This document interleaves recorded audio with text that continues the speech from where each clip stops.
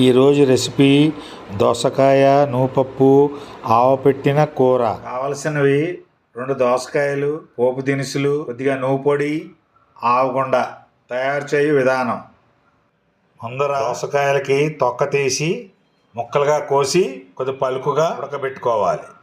తర్వాత చూపిస్తా. ఇలా తొక్క తీసుకోవాలి, ఇలా తరుక్కోవాలి చిన్న చిన్న ముక్కల కింద. స్టవ్ వెలిగించుకుని మూకుడు పెట్టుకుని తగిన నీళ్లు పోసుకుని ముక్కల్ని ఉడకబెట్టుకోవాలి.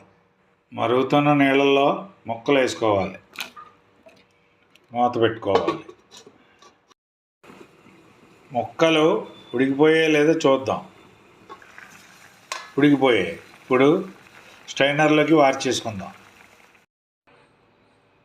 ఇప్పుడు స్టవ్ వెలిగించుకుని మూకుళ్ళో నూనె పోసుకుందాం. ఇప్పుడు పోపు దినుసులు వేసుకుందాం. కొద్దిగా ఇంగు కూడా వేసుకుందాం. ఒకసారి కలుపుకుందాం. ఇప్పుడు ముక్కలు వేసుకుందాం.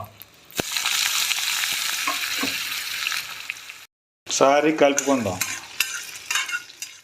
కొద్దిగా ఉప్పు వేసుకుందాం. ఇప్పుడు నువ్వు పొడి వేసుకుందాం.